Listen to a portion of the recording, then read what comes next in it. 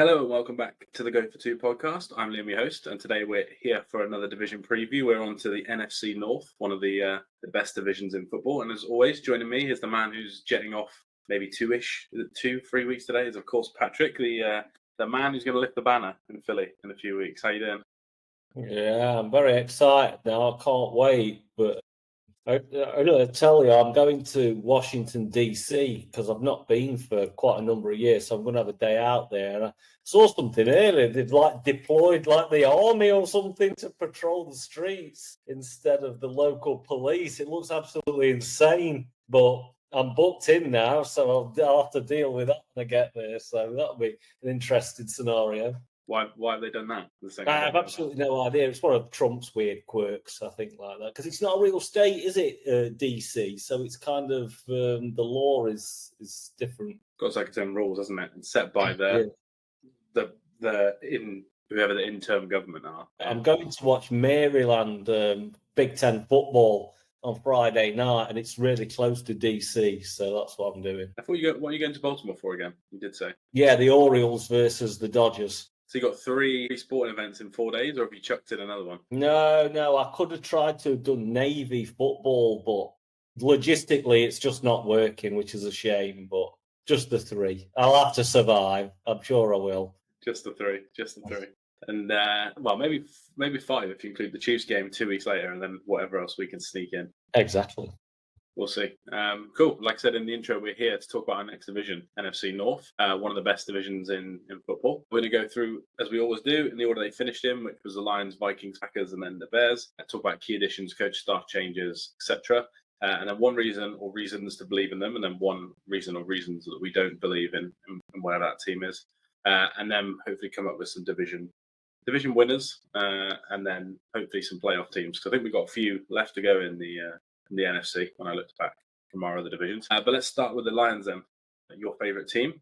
You're your favourite head coach. In terms of additions in the offseason, Tate Ratledge on the offensive line was a big one. Isaac Teslar was the trade-up they did in the 3rd round, I think, of the draft. They signed DJ Reed to start at cornerback. Avonte Maddox as well, ex-Eagle, was coming in to play in the secondary.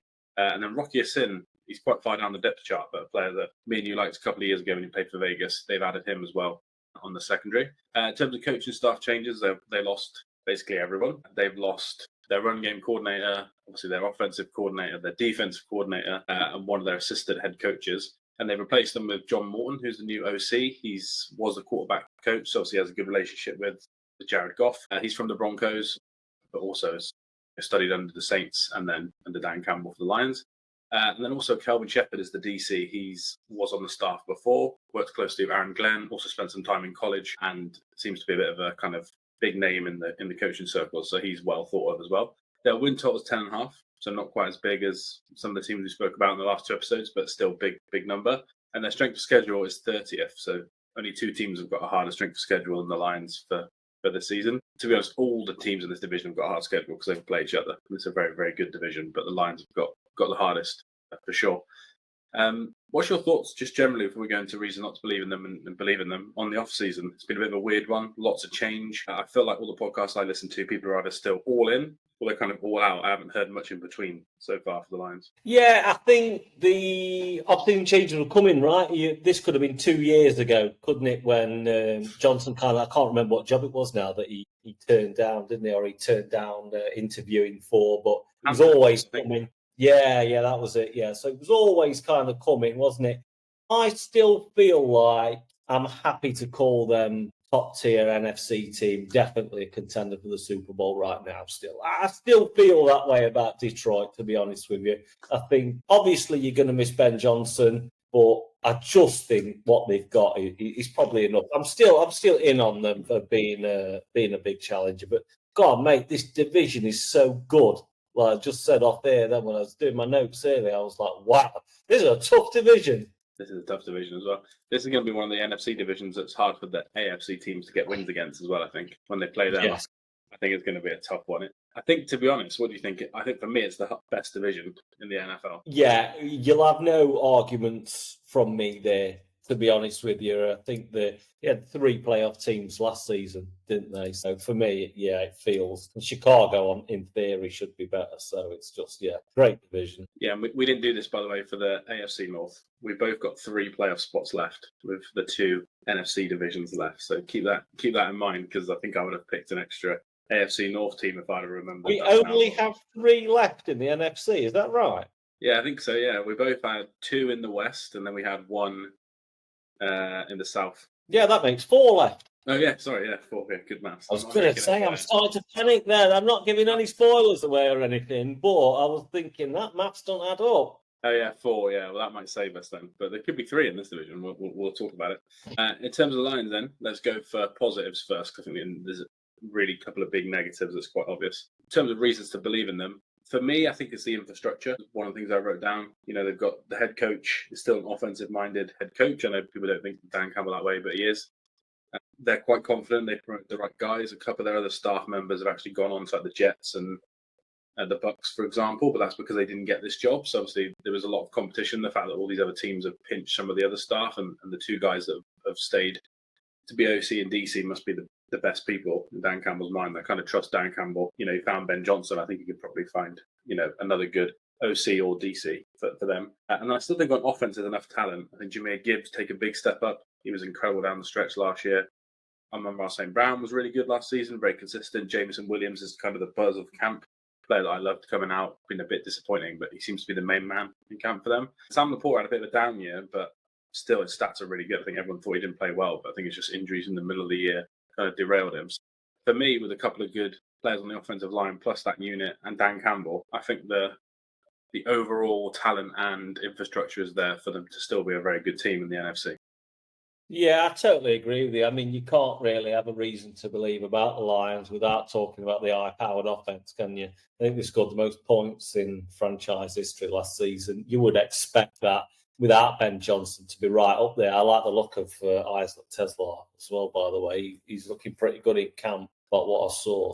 But what I have got is, obviously, we talked about the offense. The defense, they were incredibly unlucky last season with injuries. Mine is the talent is there on defense without having those injuries, that it's going to improve naturally by just having your guys there, just having Hutchinson there, and then the light Anzalone there, and just having the secondary healthy all year. And I just think having that there naturally is going to make your football team better on that side of the ball. And if the offense is not skipping that much of a beat, then all of a sudden you're talking about a complete football team. So it's just like, how many wins can you actually get if the offense is not skipping a beat and the defense is healthy? It's like, wow, actually, this is definitely a top-tier team still in the NFL. So I really like some of the talent they've got on defense, to be honest, in all 3 kind of main areas. I just think, really talented starters, which may lead on later to something else. But as far as starters go, there's so much talent. Yeah, 100%. I think Carlton Davis, I think, was the cornerback that they lost. But people forget, I think, that they were so injured last year, but they replaced him with DJ Reed. And I think for me, the secondary is still a really good unit. I know they've got talent up front, but I think it's the secondary that's the really good unit. So Terran Arnold played well last year, had a lot of flags, a lot of holding calls. Hopefully they can kind of clean that up. Brian Branch, player that we love, I think he's one of your favourites when we talk about defenders in the league. Obviously, Branch is up there. Kirby Joseph had a really good year last year. DJ Reed, like I just mentioned. Amik Robinson or Avante Maddox, one of them will get the other cornerback position, whichever one wins out. And they're 2 good, good veterans. I think the secondary is a good unit for me on that side of the ball. I know we'll probably talk about some depth in a minute, but I think that unit's got enough types of players where if you add in Rocky Sin as your extra player, and I think they've got a couple of undrafted guys, I think that unit, even with a couple of injuries, could still survive. But yeah, I'm not quite sure about the rest of the defense, but I think the secondary will be a top unit. Yeah, I completely agree with you. How much I love Brian Branch. Yeah, Arnold, good in spells last year, like you said, cleaning up the flags. I don't think it helped with the defensive injuries and kind of your reliance then on kind of 1 or 2 players. So I think his position will improve this season. Yeah, 100%. Any other reasons you believe in them? I mean, coaching, making smart decisions. Really, obviously, I was down on him at the start of his career, probably judging him off a a Dolphins kind of small spell he had when he took over mid-season quite a few years ago. But I mean, he makes smart decisions. He's a really kind of positive head coaching. Perhaps he goes for it a little too much, but happy to trust his team and his weapons. And yeah, just all round great football team. Really good on special teams as well. So it just feels all round great. Yeah, 100%. Special teams is a good point, actually. They're one of the best special team units every year. Dan Campbell's been there, so I expect that to carry on, and they'll definitely get some advantage in the fourth down game compared to most teams in the NFL, especially NFC. There's some quite conservative teams in the NFC, and I think they'll definitely benefit from being aggressive.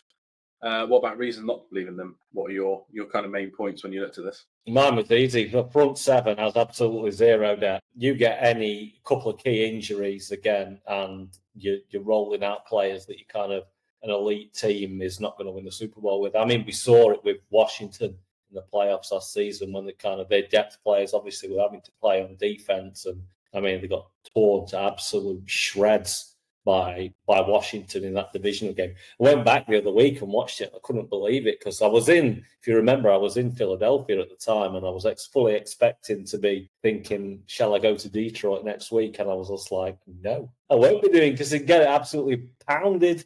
But it was just the depth that I don't think has been addressed. Well, they got a lot of injuries at the moment still in camp, but for me, it's not been addressed at all. And I would be worried about that as the season goes on later, to be honest. That is my real only true worry about the Lions. Yeah, I think that's similar to mine. I think the only thing I'll add is I was looking at it from an injury return perspective as well. So you need some extra depth, because the players on the front seven are already injured. So see Aiden Hutchinson coming back, he's supposed to be healthy now, but it was a tough injury. I think it was an ACL. So that's a hard injury to come back from. So, that's a risk. Ian McNeil's already injured. I think he's on PUP. They've already lost a player actually for the season. I can't remember who it was. Onzaruki as well is out for the season already.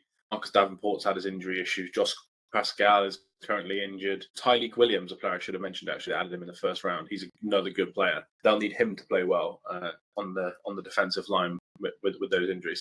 I think that's the worry for me is there's not loads of depth. Also, the players at the front of the depth chart are quite injury prone or have been injured in the last 2 years. So I'm a little bit worried about that. I think it feels like Aiden Hutchinson will either be a bit of a slow start or it'll be another DPOY year sort of for him, because he was leading the league in sacks, I think, when he went down. And for me, he's the one that's going to make that defense go. Yeah, absolutely. I mean, obviously, elite player. Like you said, it was, I think it benefited Philadelphia in the end, but it's always a shame when you see kind of elite players go down like that. You hope that by the time that week 4 time rolls around, he can be at full speed, but that schedule is rock hard immediately, isn't it? Yeah, 100%. That's what I think they were saying on the Athletic show about the DC and the OC. They need to come in with maybe not their full scheme, but they need to be sound, and players need to know what they're doing from week 1 because their schedule starts off so difficult. The only other thing on my list quickly was interior offensive line. This team has been known for the offensive line. They run the ball a lot. They sneak the ball a lot. They go on fourth down in terms of running the ball a lot. And left guard's going to be either Miles Fraser or Christian Mahogany, 5th and 6th round pick. The centre's probably going to be Graham Glasgow after the Decker retired. And then the right guard's going to be Tate Ratledge after they lose Jonah Jackson to the Bears. So that's actually a brand new 3 in terms of the positions they're playing. Offensive line, it could be fine. I trust Dan Campbell to coach them up well, but I think that is a bit of a risk because right tackle will be really good, but I'm not quite sure up the middle. Sorry, Frank Ragnar was a centre that retired. I'm not quite sure up the middle they're going to be as good.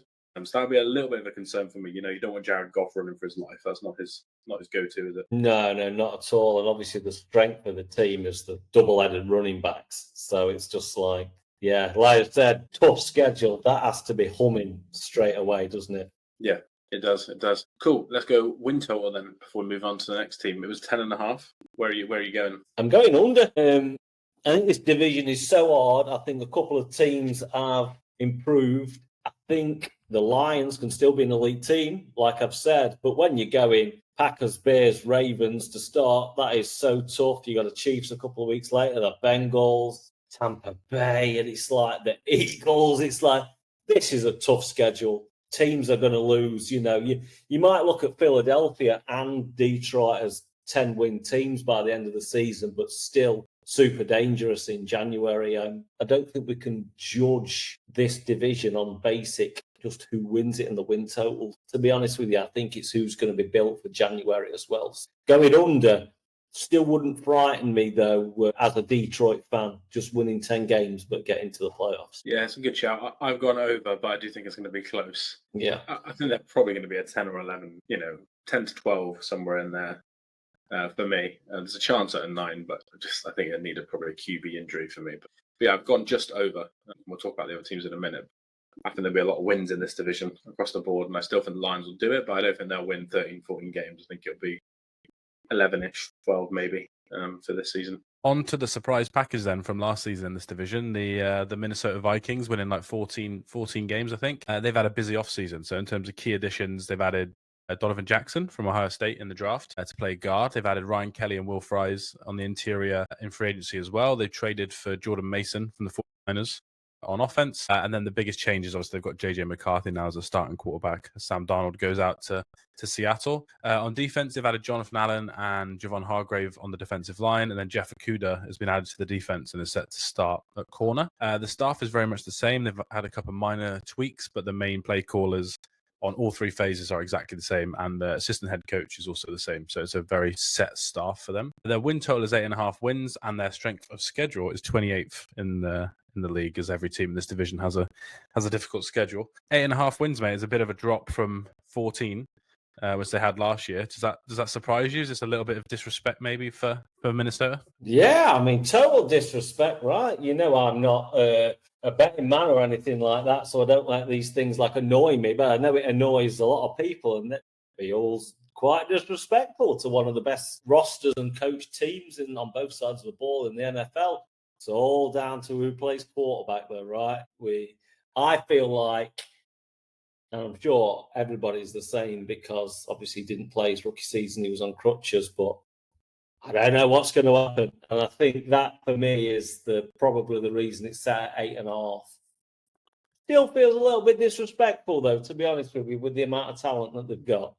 Yeah, especially as well with the two guys calling the plays, definitely. Let's talk about reasons to believe in them then, and reasons not to believe. Let's stay positive first. Why don't you kick us off? What reasons do you have to believe in Minnesota this year? I think this is the first time all season that I've done this. I'm calling out one specific coordinator, and that's Brian Flores. Should be a head coach. He's not. It's Minnesota's game again for this season, and with him there, the talent on defense. You're talking it should be a top 5 unit. Should automatically be a top 8 unit. You also didn't add that they added Super Bowl champion Isaiah Rodgers, by the way, for the Philadelphia Eagles, the off-season. The talent they have up front, with Allen and Hargrave added on. They've got Van Ginkel, Grenard from last season's free agency that was excellent. They got Byron Murphy at the back end with Harrison Smith and Josh Metellus. Harrison Smith, by the way, drafted in 2012. He's still playing at a pretty good level. They're pretty deep behind that. They've got Dallas Turner, who's not even starting on the depth chart for the team. It just feels crazy talented defense led by one of the best defensive coaches in the league. And I'm sure if they get a top 5 defense and win some games, he'll be in for a head coaching job next offseason. Yeah, 100%. He's obviously got the issue with the league, hasn't he, as well, from that Miami situation. That's definitely what's causing him his problems. But yeah, I'm with you. One of my main reasons I put was both play callers. So Kevin O'Connell on offense, Brian Flores on defense, both incredibly good. They both had a good track record with good players, bad players, average players. Like whoever's on their side of the ball normally plays better than they should, or plays as good as they should as a bare minimum. Flores obviously has a lot of success with blitzing. He's got a very aggressive defense. To be honest, I do wish they'd have signed another player in the secondary, but Brian Flores, his whole career, just made it work with bad secondaries. I almost think he must go to the GM and just say, I want linebackers, I want front 4 players, I want safeties.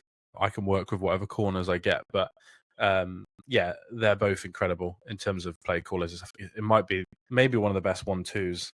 I am biased, but a lot of other people would say Reed and Spags with experience. But these two are right up there, I think, in terms of play callers. The other reason I had was just the top tier talent across the roster. They've got a top 2 or 3 wide receiver. They've got a top 5 left tackle. They've got a top 5 right tackle. They've probably got a top 5 tight end. They've got a good running back room, obviously. And then on defense, Jonathan Grenard's a really good edge rusher. The defensive tackles are really good against the run. Josh Metellus, Harrison Smith are really good. So for me, the top tier talent is really good.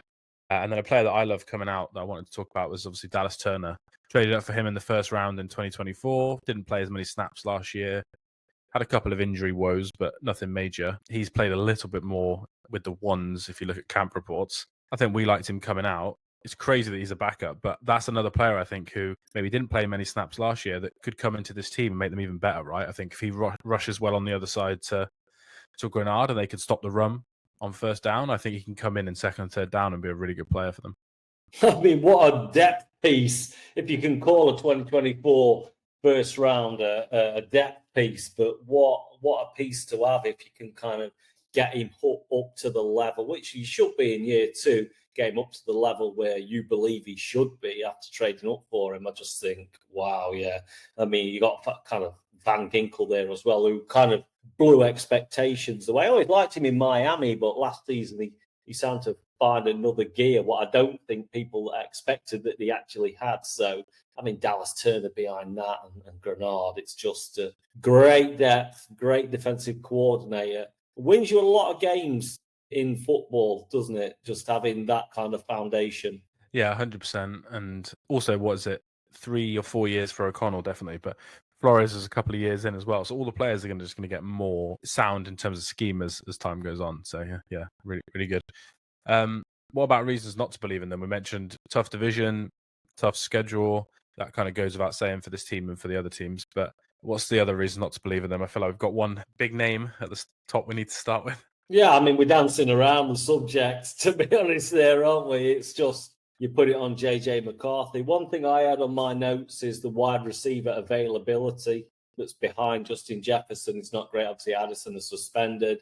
You've got Jalen Naylor. You've got kind of Lucky Jackson there. It's not great behind that. Obviously, you've got Hawkinson and you've got Aaron Jones, who's great at catching out of the backfield. But that would be a little worry for me alongside the big JJ McCarthy asterisk that I know that I wasn't big on him coming out of Michigan. I don't think you really were either at the end of the process. So that worries me with this team that feels, hey, why can't we go to the Super Bowl out of the NFC? You know, that would be the big worry for me, just the total unknown of what you're getting from him.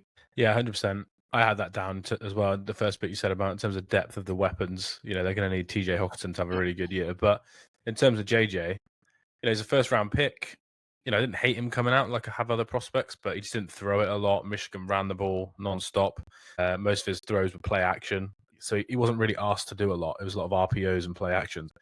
We haven't seen much of him. Obviously, camp reports were good last year. Initial camp reports weren't so good this year. And obviously, he's coming off a big injury, which is important. Like, he needs to stay healthy, because I wouldn't trust Sam Howell as my backup if I was them. But yeah, we just don't really know what we're going to get from him.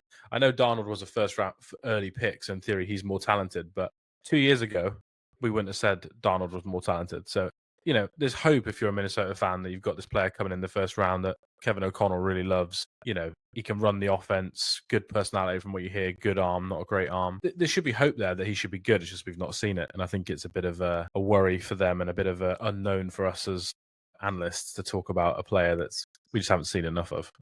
I think go on, sorry. So he only played 9 snaps in preseason week 1 as well. Like, I'd be trying to give him some more reps before the season starts, but that doesn't seem to be the way they're going with 9 snaps. Yeah, I haven't seen a lot of the camp in the last week from the Vikings, but I did see Justin Jefferson saying he's basically like a rookie. So let's be patient, which tells me, well, yeah, you just don't want to hear it from one of the best players in the NFL that things might not be going the greatest, right, in camp when you've got this kind of talented a roster. But certainly for me, one of the most interesting stories in the whole league is the second-year quarterbacks this season. And he is right up there with kind of interest and just the level of play that you're going to get. Because I saw some ESPN analysts saying that you get some average to above average play from JJ McCarthy. And, you're talking NFC Championship game because the roster is just so talented, especially on defense.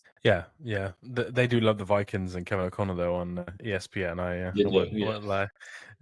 What about, let's stay on JJ for a bit. What do you think? Just look at the NFC quarterbacks. What's his ceiling in year one? Would you say of like he could be as good as this guy? Like from what you've heard, what you've seen, and what you think, and then the opposite. What's the floor where you're like, he could be this, which isn't great. Like, what do you think the realistic outcomes could be for McCarthy? I mean, you got to look at Brock Purdy, the 49ers, in kind of expectations were lower, but they were exceeded beyond belief kind of straight away. We're not talking about an elite level, but incredibly serviceable that you can win football games with, right? And I think that is kind of what you're looking for, like straight away. If you can get that level, would be a great. Now they're talking about the floor is really tough because in the NFC it is ugly, right? It can be ugly for the Super Bowl champions. Let's be honest. I mean, there's been so much talk on Twitter this year about like Jalen Hurts and kind of where he sits in the NFC, and I don't think anyone really sees him as the best quarterback in the NFC, and that's probably how strange that the NFC quarterback situation is, right? I mean, it's the flaw. Is it Caleb Williams in year one? Maybe, yeah. But for me, the ceiling, if you can get a Brock Purdy level play from his kind of rookie season on there, I would be very pleased with that as a Minnesota fan. Yeah, I'll be interested to see if we get the highs of Darnold, which I don't think we will. There was some shots in week 7 was definitely one after that London game, and then later in the season where he's throwing a 80-yard pass from his own 5-yard line. Do you know what I mean? Like, he has a good arm. They'll be hoping to have less of the flaws. The moments that you always were waiting for with the 3 pick games and the 3 sack games and the, okay, it's 1st and 10, just don't take a sack. Oh no, it's 2nd and 22. It's like, they'll be hoping for less of those and a bit more consistency. Maybe not as many highs, but maybe not as many lows. The only other 2 things I've already mentioned it as a positive for Flores, but the secondary corner-wise isn't great. Now, he doesn't normally need good corners. I mentioned that earlier, but I'd still be worried. Isaiah Rodgers may be a Super Bowl champion, but he's not a good one. That's what I'll say about him. And then the other one is Christian Darrisaw, with basically a rookie playing quarterback. Left tackle's important. Incredible player. Got hurt last year. They brought in the guy that's gone to the Texans. I'm forgetting his name now. But they brought him in to play left tackle, and it didn't go great. And Christian Darrisaw hasn't played yet since that injury. So for me, if he comes back and he looks like his usual self, then it's going to be hard to get to the quarterback. But if he comes back and he's not fully healthy, you don't want JJ having to run around and make plays. You want him to stay within the offense. So they were two minor worries as well for me. Anything else on the Vikings, or should we go win total? Let's go win total, because in my head, as we're talking, obviously I never know the win totals, and I'm talking myself in and out of this team. In your head, you're like, they've got 15 wins and they've got 6 wins. Exactly, yeah. I don't mind going first because you went first last time. I have gone over. I think they're a 9 or 10 win team at least. I didn't love JJ coming out, but I didn't love Sam Darnold 2 years ago. And I think Kevin O'Connor could make him into a good NFL quarterback. And I think a good quarterback or average quarterback is enough for this team to win 9 games. So I'm going to go over 8.5. My problem is with sticking on McCarthy is going through the schedule. There's not that many. Obviously, we know this division is super tough. There's not that many out of division opponents where I'm going down. I'm going at 2 wins, 3 wins, 4 wins. Yeah, you got the Browns and the Giants and things like that, but feel tough. I'm going under on Detroit and Minnesota, and I still think they're a really good team, but it's just JJ McCarthy. I'll be happy to be wrong. Come the end of the season, they got 10 wins, but I'm just going under on this occasion. As much as I value defense and whatnot, you still need someone throwing the ball. Yeah, let's rewind 30 minutes where you said this was the best division in football. We got 2 unders. So that might be a spoiler alert for the next 2 teams. Cool. Let's go on to a perennial division winner when Aaron Rodgers was the quarterback, trying to win the division again this year. At the Packers, they had the quietest offseason out of all 3 of these teams, but then they've also had the most first-round picks, so maybe their plans of draft and develop are working. They added Aaron Banks from the 49ers, a deal that he's a fine player, but no one really loved. It was a bit of an overpay. And Matthew Golden was the first round wide receiver they finally got after all these years to go and play X or Z receiver there. Isaiah Simmons from the Giants, a player that didn't quite work out with them, but in college had a real good pedigree.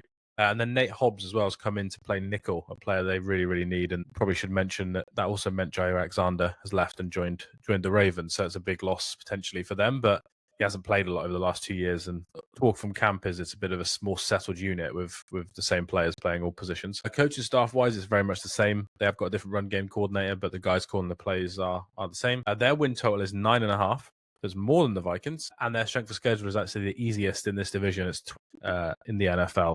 9 teams have an easier schedule. Harder schedule than them. So it's not great, but it's better than the other teams. For me, mate, this was a hard team to talk about and to think about. I listened to a good pod with Derek Klassen the other day talking about the Packers, and I think that's kind of got me more leaning one way versus the other. But there's a lot of good names here. But they actually did the least out of any team in the offseason from an NFC contender perspective. But there's still some really, really good names. So I found this a harder one to think about because, again, like we say every year, the Packers don't change many things every offseason. Yeah, it's true. I'm not sure which way you're kind of leaning on that, but I feel confident in the roster and the young talent, to be honest with you. And I think my big reason to believe is, unlike me, to be honest with you, it's offensive stability through the coaching feels so important. You're rolling out with Matt LaFleur again, one of the best offensive coaches in the league. They were top 5, by the way, in offense and defense in yards per play. I see. So the top 5, very efficient team. I love the young guys they've added in the wide receiver room, the Williams and Golden. Obviously, you've got Love again. He's another kind of year starting for him in the bag, even though obviously little injuries around. Josh Jacobs was a great addition last year. I like the offensive line. I just think that I don't mind them not adding it. I mean, not adding in, they still added 3 players that's going to get significant snaps in Banks, Golden, and Samuel Williams. But I really like the stability and the continuity, to be honest, of Green Bay. Really good game against the Eagles, low scoring in the wild card round. But I was saying to you all last December, Green Bay don't kind of scare me, but their young guys are now a year older and they're bringing in kind of more younger talent. So I think it's a really good football team in a really good division, and the coaching stability for me feels like very important. Yeah, and this is literally not important at all, but we mentioned the worst jerseys in the world from the Steelers in the last episode. Packers have got some nice alternatives they'll be rocking this year when they're... Is it the blue and yellow, the old school? Yeah, the old school one. Looks really cool. Really, really cool. Cool. Let's talk about reasons to believe in them. We kind of touched on some there. For me, I think the infrastructure is really good. I think the head coach is really good. Obviously, defensive coordinator-wise, they had issues for 3 or 4 years in a row. And then Jeff Hafley came in last year, had a really good year. He's been speaking about how he's now can take the defense to the next level and start looking at more blitz packages and more coverages on the back end to confuse people. Now, the team have got to grips with his base defense. So I think that's play calling wise on offense. Obviously, they're really good. They develop offensive line better than any team. Do you know what I mean? If you look at the players on the offensive line, and these are good players. They're not I'm not saying this in a worrying way, but they've got a 7th round pick, an undrafted player, a 3rd round pick, a 4th round pick. Their backups that have played a lot of snaps before is a 7th round pick, a 5th round pick. They've drafted Anthony Belton as well to play right tackle to be backup right tackle in the 2nd round. So again, they just draft and develop really well. And I think Jordan Love's injury last year was more to blame for their performance than probably I thought about last season. Then probably I think the media said. I think he was definitely hurt for me. So I think the infrastructure is really good. And on defense, Jair Alexander's a big loss on paper, but he didn't play very well last season, and he fell out with the team constantly. And the rest is just littered with talent. You've got Javon Bullard, who's a 2nd round pick. You've got, I think, 5 1st round picks in the front 7. You've got a 2nd round pick. There's just talent all over the place for me. So I think overall they're just in a great position. I just think we need Jordan Love to go back to where he was in the playoffs the year before. And I think the team could be really, really good because, there's everything they need to make it work this year, I think. Yeah, absolutely. I mean, we're not touched on the tight ends, by the way. Both came out in 23, didn't they? Musgrave and Tucker Kraft. I think they've been... Musgrave, not as much as Kraft, to be honest with you, who's kind of the tight end one on the depth chart. For me, just like you said, it's another team in this division with a lot of talent.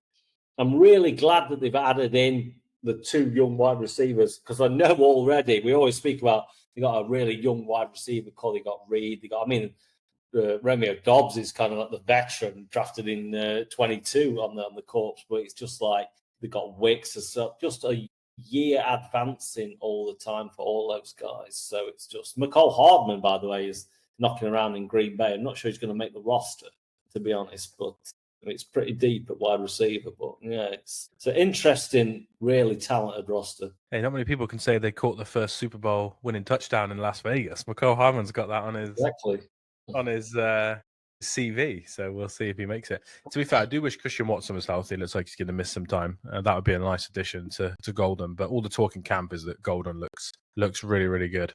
So we'll see how he looks.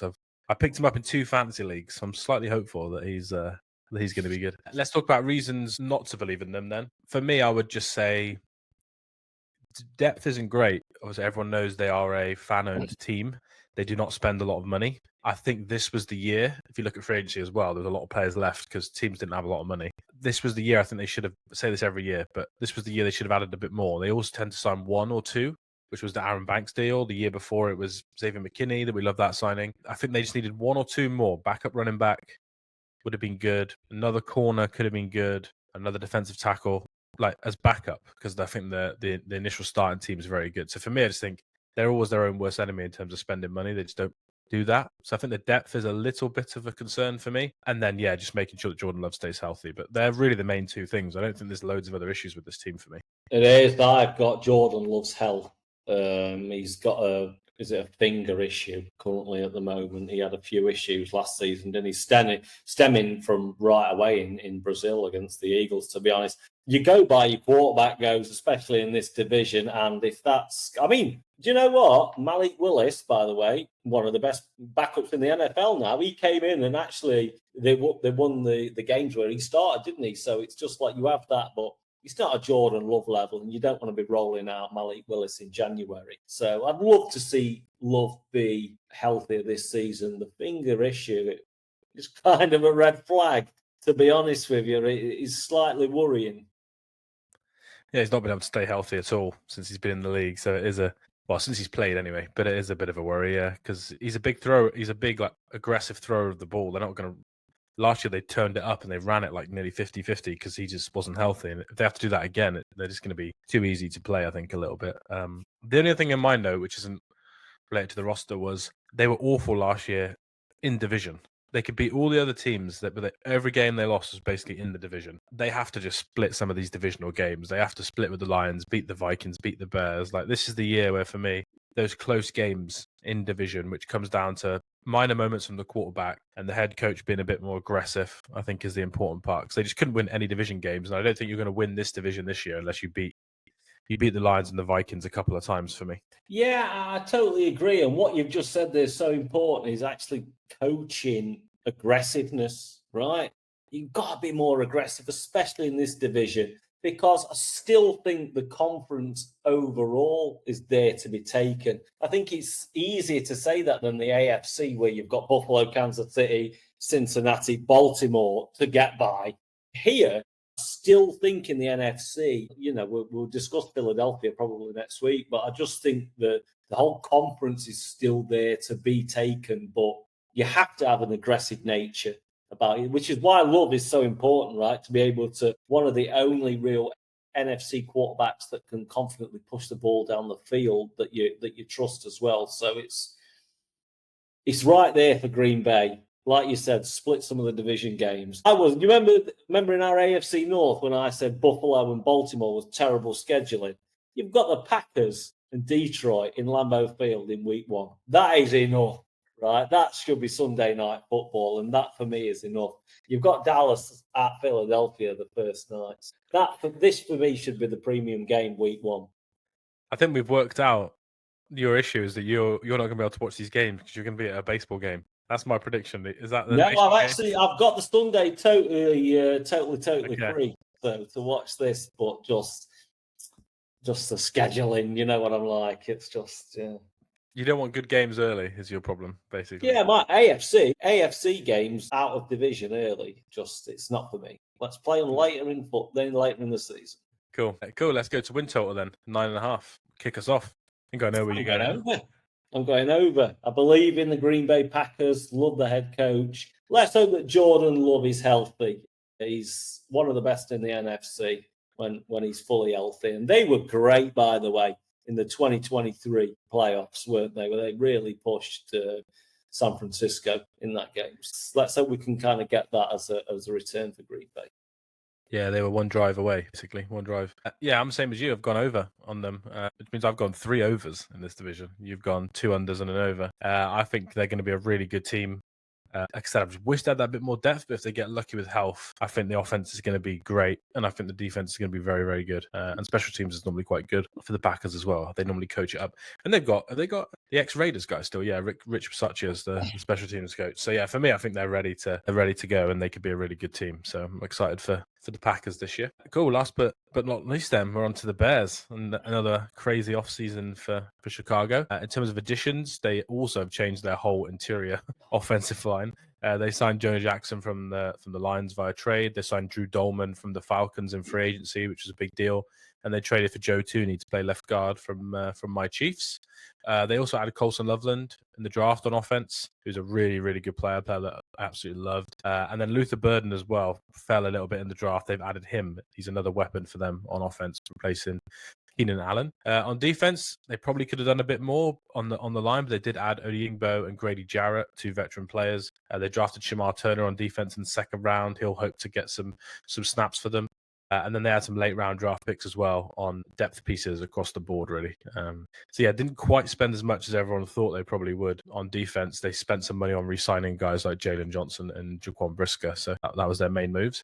In terms of coaching changes, Ben Johnson is their new head coach. He's also their play caller. He's going to call the plays officially. He's announced that now, ex-Lions OC. And then Dennis Allen is the defensive coordinator, which we've already spoken about, and is a bit of a spoiler. We'll talk about him in a minute. I think he's a very, very good hire as a DC for them. Their win total is 8.5, so it's the same as the Vikings. And their strength of schedule is 26th in the NFL. Again, you think they finish 4th, it should be harder than the Packers, but the Packers get to play the Bears twice. That's why it's easier, whereas the Bears have to play the Packers, so it's slightly harder for them. I saw your face when you heard that win total, mate. There was a bit of disbelief potentially at them being rated the same as the Minnesota Vikings. Does that lead us into reasons not to believe first? No, I think this was the team I was most curious to hear the win total of. Obviously, adding Ben Johnson has got a lot of hype around Chicago, and it's a deep roster on offense. I mean, I think when Zacchaeus, that they picked up from Washington, is probably your 4th wide receiver, I think you're doing pretty well on the depth chart, to be honest. He was pretty useful for that. But yeah, 8.5. Interesting. Same as last year as well, which is interesting for them. 8.5 again. Let's go for reasons to believe in them. We'll start positive, like we've done for the other teams. Offensive line was an issue for Caleb Williams in the offense last year. I don't see there being a way that the offensive line is not better. Doesn't mean it'll be great, but I don't think it can not be better. Joe Tooney's an incredible player. My team should have kept him. He's very, very good. He'll be very good again for at least 2 of the next 3 years. Drew Dolman played really well for the Falcons, fits this offense well. That was a clever signing. Jonah Jackson's not great, but they've also got Ryan Bates from Buffalo they added a right guard in the 6th round. So if Jonah Jackson doesn't play well, they've got options there. So I think the other 2 are very good. Darnell Wright is a 1st-round pick, should take another step forward. And then left tackle, Braxton Jones, he's probably the one that next summer, that'll be the one they make the final tweak for the offensive line. But yeah, it should be better. I like the fact they've lost Keenan Allen. It means Roma Dunze and DJ Moore can play more snaps. I think that's a smart way for them to do things. And I absolutely love Colson Loveland in the draft, one of my favorite players. I'm glad he got to go top 10. He deserved it. I think he was the best tight end in the class. So for me, the players they've added on offense means the offense should get better. And who knows if Ben Johnson will be a good head coach. But I think the offense will be more streamlined, organized, efficient, and I think he'll tailor it to what suits the player. So for me, I think the offense is taking a big step forwards on paper, and I think they will be better this year.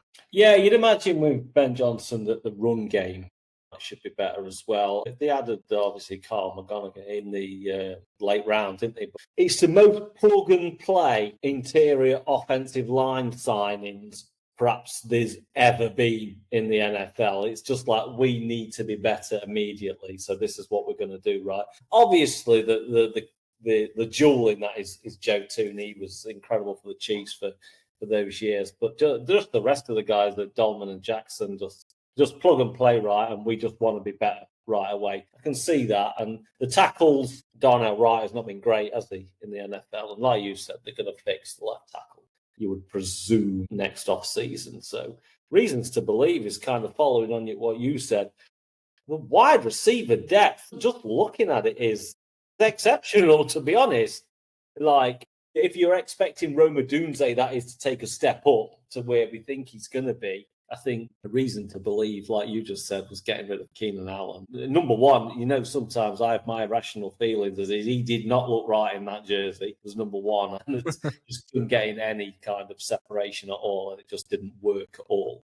So it's just the offensive talent is right there. You've got Ben Johnson's obviously kind of design, which is going to be interesting to kind of watch the run game evolve. To be honest, obviously that was exceptional in Detroit, but yeah, I mean, does that lead us on to the biggest conversation that there is to be had about maybe a team in the NFL? To be honest, yeah, well, I think that's the question: is the quarterback a reason to believe or not to believe? I think that depends on what you think. What's your initial thoughts? You watched a lot of him, obviously. I have put him in reason to not believe, but as more as a discussion of his play last season, how we judge rookies nowadays, and the class that he came in, right? He was obviously so hyped from kind of Oklahoma and USC. His class that he's come in with have not helped him, right? Jaden Daniels, exceptional. You put him in whatever list that you can, and it's totally fair. Bo Nick was not expected to be this good straight away, right? We didn't expect that. Drake May looks really good in New England. And then you got the overall number one pick. He was bottom 25% for yards per average, yards per attempt, passer rating, with a clean pocket, and when he was under pressure. So in every metric, he was the worst portion of the NFL. It would worry me that in the clean pocket, he still wasn't getting any looks, to be honest with you. With a good wide receiving core last year as well, I mean, they're rolling out a similar lineup. It would worry me that he was holding onto the ball so long. 68 sacks, by the way, he took last season. Yeah, a lot was on a terrible offensive line, but my God, if you go back and watch it, he's holding the ball for 4, 5, 6 seconds on some snaps, and you just can't do that in the NFL. I just think the discussion around him, for me, he's my biggest what if coming into this season of probably any team, because he was the number one pick last year, so hyped up. And, what are you at the moment? 4th in your draft class? What if JJ McCarthy's good? Then you're 5th in your draft class already. So it's just, for me, it's a reason to or not to believe is just seeing Caleb Williams last year, the advancement needs to be massive for Chicago to be where they want to be. And he's in the same division now as JJ, right? And he's going to play. So there's that direct comparison. They're going to play each other twice. Quarterback wins aren't always determined just by that, but it's going to be a constant comparison for him. Yeah, and you're right. Like, I did really love him in college. I got a little bit butthurt, as they say, with the Mahomes comparison, so I'm glad he wasn't as good as people said he was. But I still think there's a player in there. It's just his bad habits, which is taking sacks. Number one for me is taking sacks.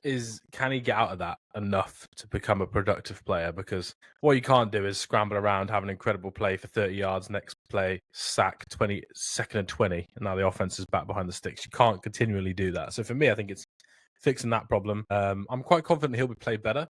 He's spoken about how, stupid stuff, but no one was watching film with him, so he didn't know what he was looking at last year. Ben Johnson's watching all the film with him. They'll run the ball better, like you said. They'll probably have a lot more play action. That was what Ben Johnson's famous for. They'll have a few trick plays as well to kind of keep the defense guessing. So I think the overall offensive numbers in terms of efficiency, success rate, etc., yards per play will go up. But it's just how much will be him, how much will be the coach. I'm not quite sure. But if the coach can take some of the pressure off him, he can then hopefully develop into a good player. Because for me, I'm worried about sacks. And I'm a little bit worried about accuracy. There's been a lot said about in training camp about accuracy. I don't want to play too much on that hilarious video. I don't know if you've seen the video where, yeah, you're nodding, yeah, where he can't hit the net at all, and he doesn't look good. Stuff like that. I'll try not to read too much into that, but there has been accuracy issues in camp. That's for me. Short-term accuracy, taking sacks. If he fixes those two things, he'll be good. It's just they're two quite large things in the modern day NFL, right? Teams are trying to force you to play short. He's not very good at that. Pass rush is incredible. I don't think their tackles are great. Will he get sacked too many times? That's the main things for me. If he ends up being a top 15 QB in the NFL this year, the Bears could go far, right? You look on paper, it feels like they could be a good team, but that feels like a giant if. There's no bigger if, I don't think, in football, because obviously you're looking at Ben Johnson as the hottest coaching name, right? Him and Campbell together have risen the Lions to a level where the franchise has never seen it before, like the consistency of it's just massive what if. I always think about like Bryce Young came out in 23. No one really kind of came out. There wasn't a massive draft class. Cam Ward has come out this year. There's no other real draft class. Those two guys have been allowed. Well, Cam Ward will be allowed to kind of develop like Bryce Young and won't be kind of in the media as much. Feel for Caleb coming out with what looks like an absolutely insane draft class, and I do feel for him in that way, because the internal pressure that he'll be feeling is kind of not even compounding being an NFL starting quarterback is already gigantic, right? So it's just difficult situation for him, to be honest with you. I really hope that I have a massive soft spot for Chicago, like the city and the team. So I really hope he can kind of turn it around. I'm so skeptical, even though with Ben Johnson there, of what I saw last season and some traits from USC that he did take in the bad ways with the sacks and stuff. It's just, quite worried about that. But like you said, if you can scrape him to a top 15, the Bears are probably going to be really good. Yeah, 100%. 100%. The only other things on Caleb as well, like obviously we don't know him, right? But you can only go off reporting.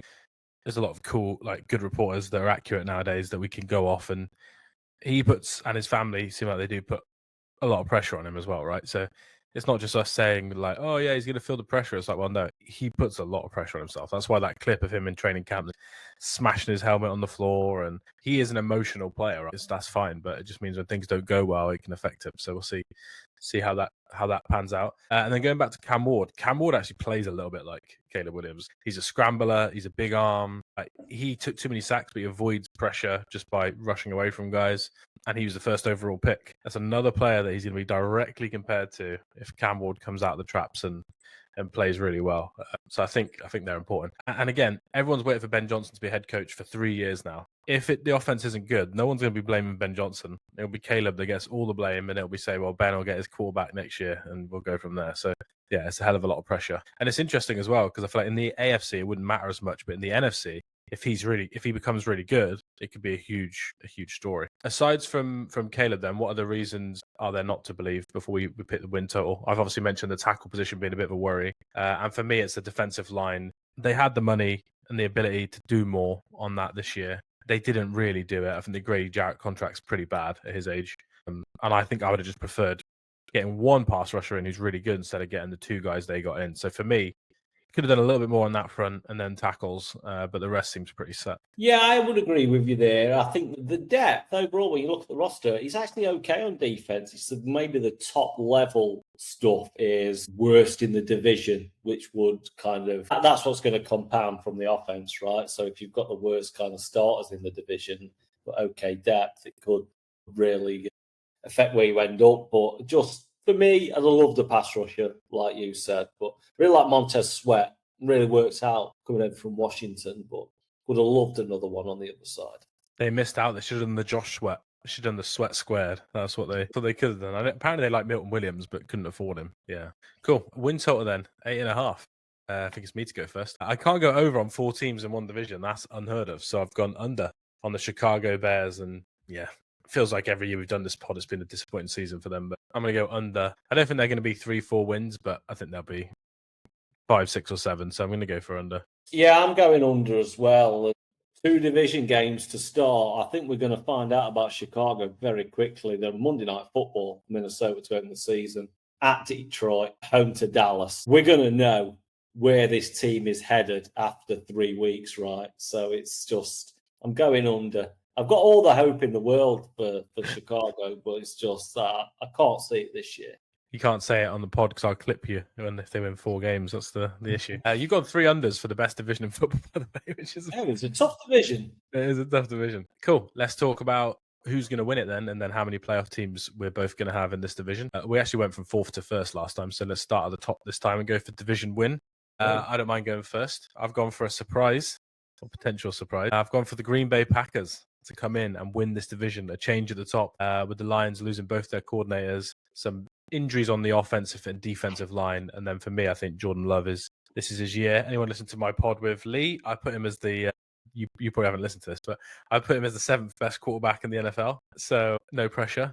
So yeah, I'm going for Packers to win the division. Yeah, yesterday when we did the AFC North, when we recorded that, you said it was the first time this season where we'd had a division chalk all the same, and I'm going the Green Bay Packers to win the division. I think it's going to be super close, super competitive. Went over on the Packers, under on the Lions, so obviously forced my own hand, but I think those two is going to be super close. 1 game in it maybe between. Yeah, I think they play each other late in the season as well. I'll have to have let me have a quick check at the Packers schedule, because I'm pretty sure when I looked, maybe the last week they might play each other. Oh no, it's the other way. It's the Packers Vikings in the last week, because Lions is on Thanksgiving, by the way. That's cool. That's a cool game. Is that Thanksgiving? God bless you. 6 p.m. UK time. Why? You couldn't have had a better game than that. See, we've got to make you feel better about the schedule with a bit of Thanksgiving talk. Real scheduling. That's real schedule. Yeah. Nice Jerry versus Mahomes for the late game. Exactly. That is. I can't remember the other Thanksgiving game, funnily enough. I think it's terrible. No, I might be wrong there. Let me check whilst we're not related to this topic at all, but we'll see. Oh, I can't even see it. This isn't a fun pod for anyone listening with me scrolling to find schedules. Right, here we go. Word, don't tell me it's the Bengals at the Ravens. Is that right? It is. Is it? It is. It's Cincinnati at Baltimore. I can't even see that. That must be on the wrong week here. Oh yeah, you're right. Yeah. The Chiefs is 9:30 as well, isn't it? Yeah, wow. Okay, that is the greatest Thanksgiving slate in the history of the NFL. But there we go. Cool. Let's talk second in division. We've both gone Packers. I've gone Lions, to be honest. I want to go Vikings in a way, because I think maybe from 2 down in the roster, they are better on paper. But Jared Goff's playing much better now, and I just can't have JJ at the moment. So I've seen more of him. So I've gone for Lions second. Yeah, You've gone 3 overs, I've gone 3 unders in this division, right? So one of us I feel like I am going to be wrong on that, to be honest with you. I'm also going Detroit in second, but like I said, I know I've gone under on Minnesota, but such a talented football team that I can see they could finish first or second, and it would not shock me at all. But for me, Detroit are in second. That means from hearing you talk, you're going to go Vikings third, Bears fourth, right? I am indeed. Yeah, same as me. So you are right. AFC North, we're all over the place. NFC North, we're chalk. Oh no, sorry, we're chalk on both. Yeah, we're chalk on both. Which means for me, it's completely wrong as well. But I don't mind being wrong on the AFC North. Bengals finishing fourth. That sounds nice to me. But yeah, no, I just can't have the Bears yet. I think after 6 weeks, we could be on the pod saying, "Wow, they could be a wild card team." But until I see Caleb play better and the offensive line play better together, I'm just going to put the Vikings above them slightly. Playoff teams then, how many have you got? Like I said, we got 4 spaces, and they're probably 4 spaces between the Packers, the Lions, the Eagles, the Commanders, the Cowboys. Only 4 of those teams can make, and maybe the Vikings. So only 4 of those 6 teams can make the playoffs. How many have you got in this division?